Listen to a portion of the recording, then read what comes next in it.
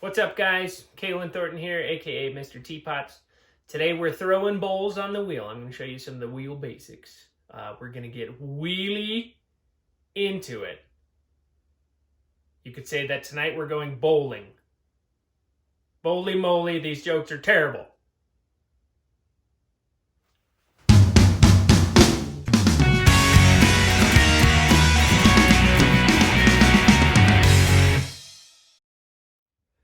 Alrighty, so we're starting with our clay in a ball. I always tell my students that the rounder your clay is when you start, the easier it will be to center.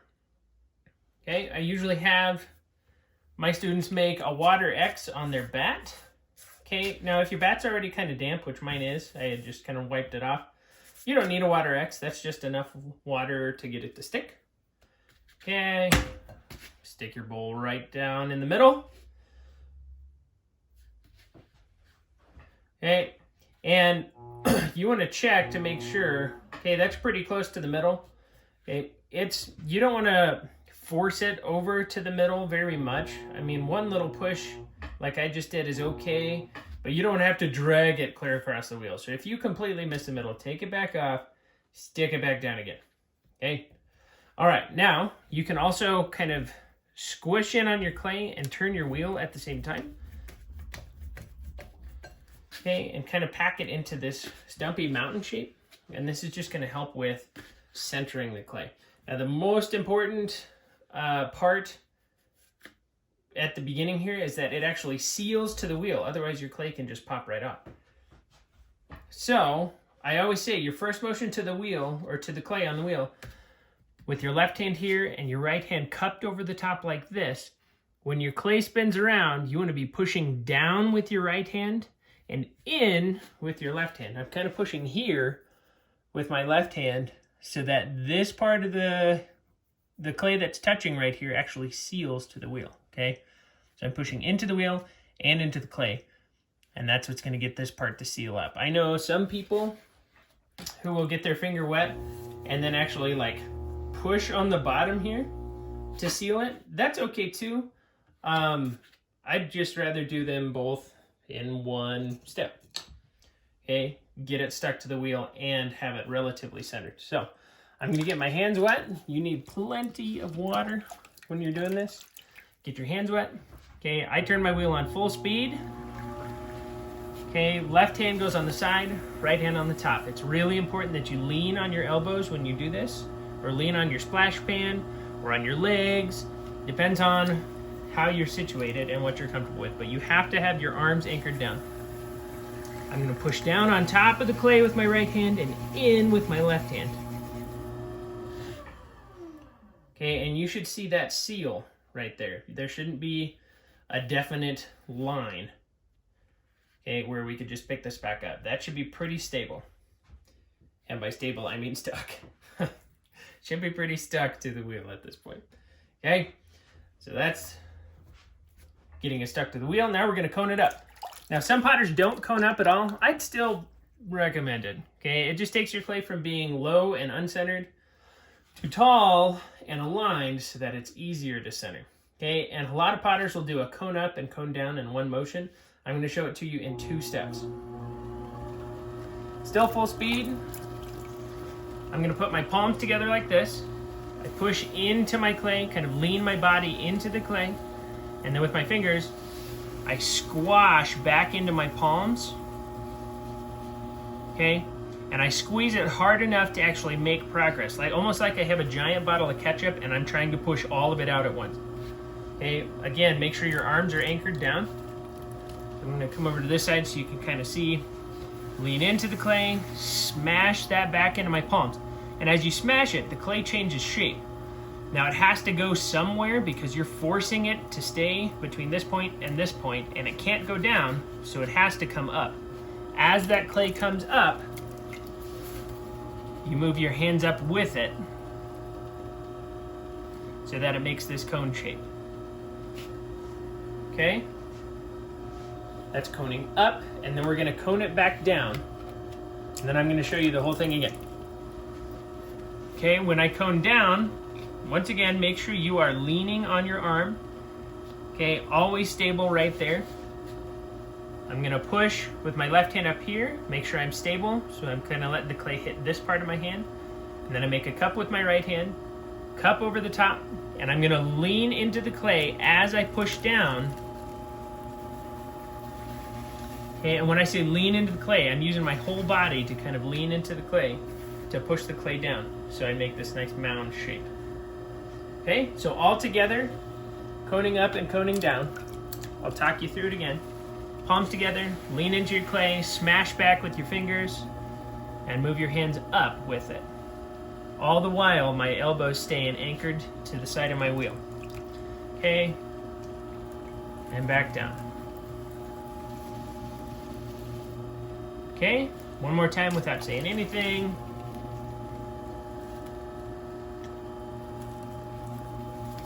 Okay, and you saw how I never took my hands off the clay in that case. And that just comes from practice, up and down. A lot of potters can wedge their clay like this on the wheel.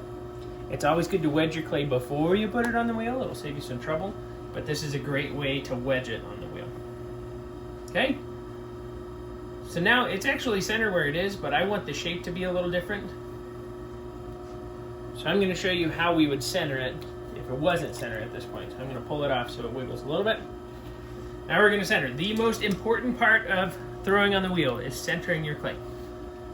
The way that I do it is I'm going to lean on my forearm again. My left hand kind of stays in this position the whole time. Okay, but I'm going to push into my clay with this part of my palm.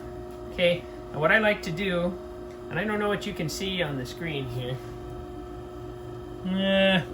Maybe.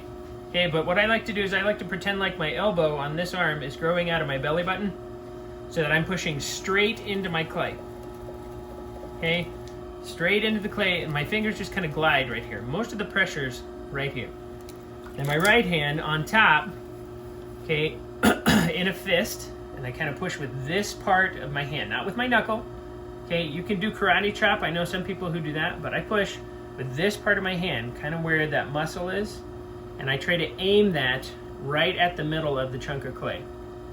The whole point of the right hand is for stability, so that if you're leaning in too hard with your left, your right hand will hold it there. Okay, so pushing in with your left, down with your right. Okay. And I'm going to hold that until I feel the clay go center. So when I say feel it, okay, I know that it's not, or I know that it's centered because my hands weren't moving around. Visually speaking, this is what I'm talking about. You can see how my hands are bobbing around. That is not centered.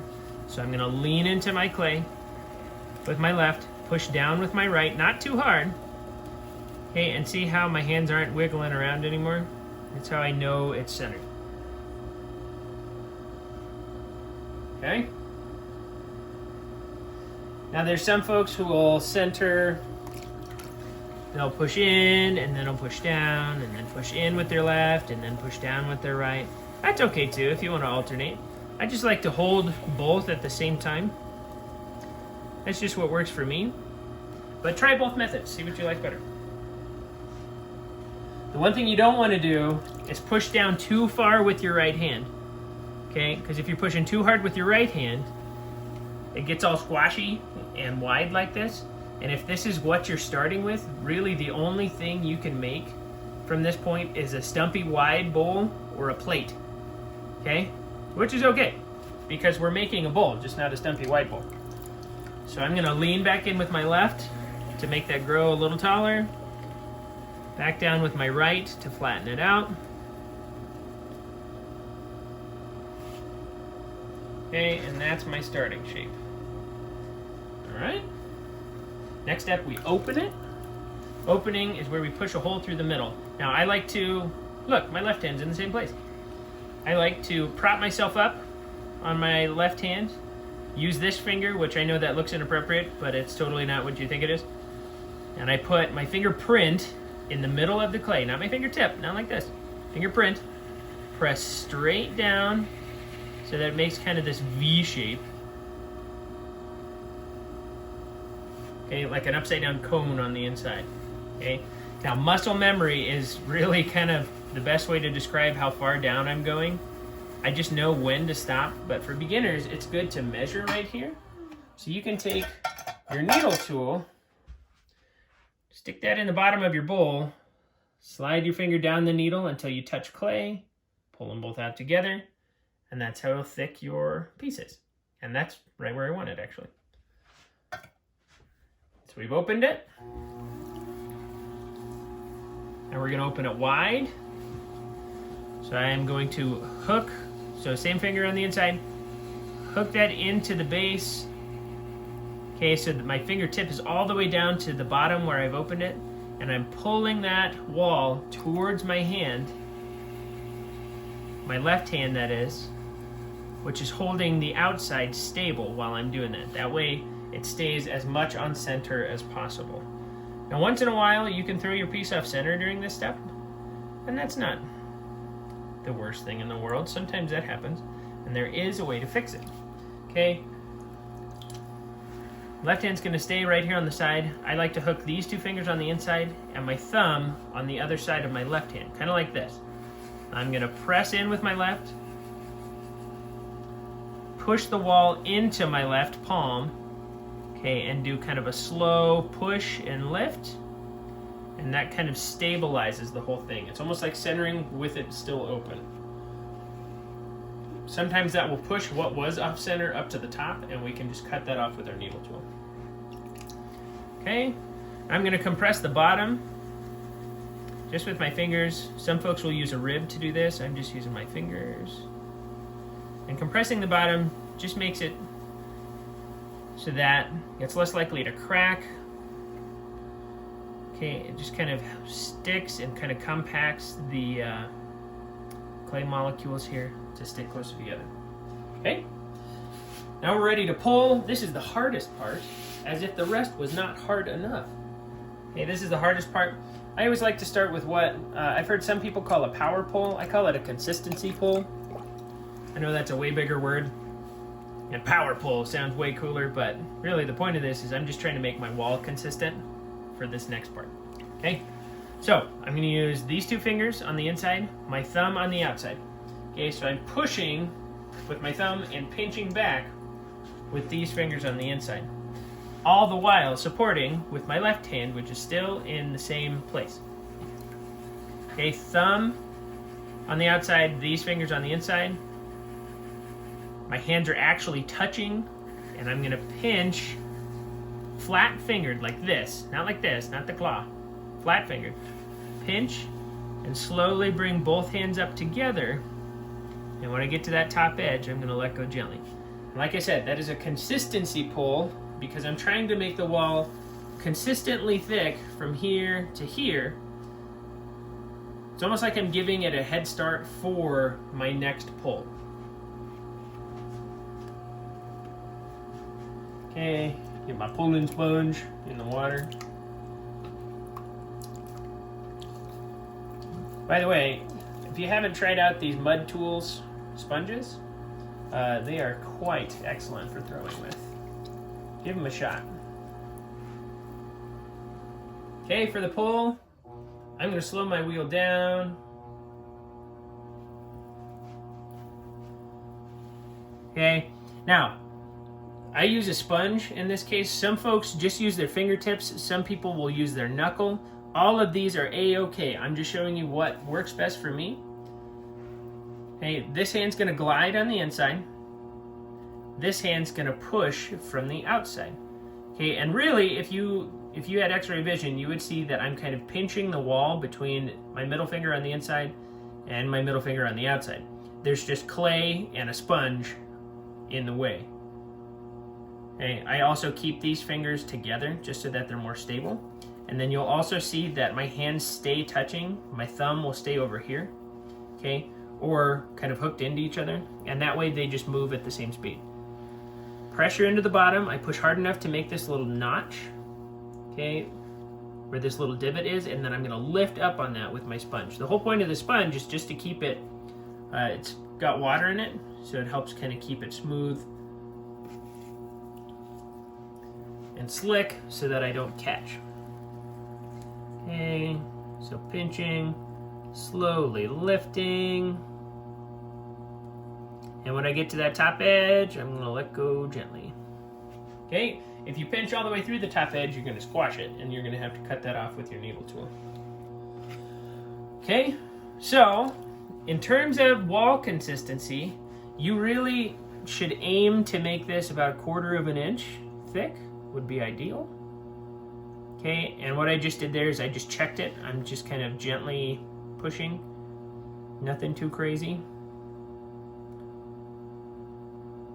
Okay, just to make sure I had that consistency that I want. Okay, now I'm gonna stretch it out.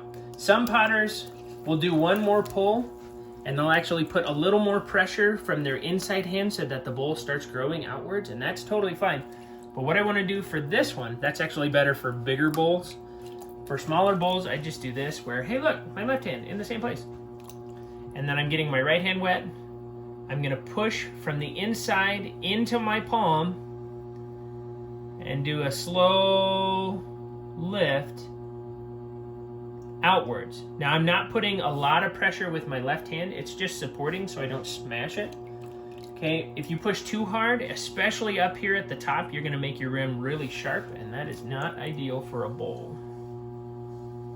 Okay, pushing at the bottom, into my palm, slowly stretching.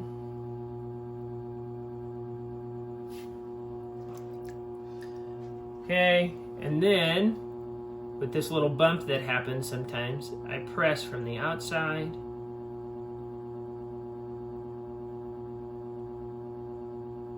To kind of help smooth that out. Okay.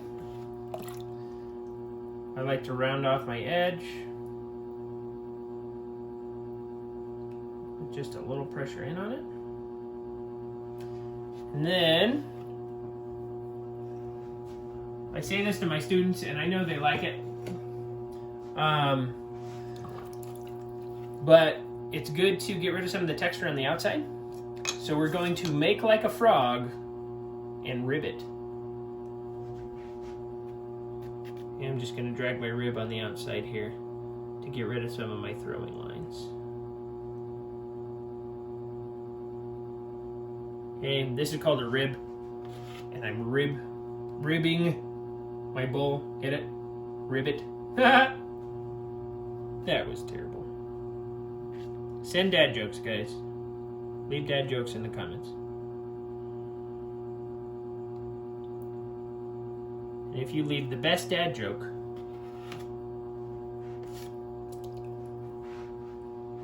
you win best dad joke of the day.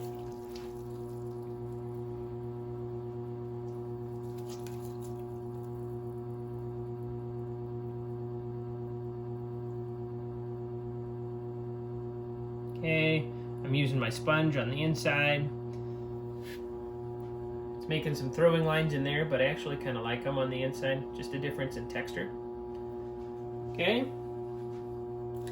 Then I'm going to do my undercut. But in this case, actually, yeah, do my undercut. So I use my wooden knife. Okay, I'm going to kind of jam that into the bottom to get rid of some of that extra clay that we don't need. And then I flip my knife over to hold it a little more flat. Gets rid of just a little more.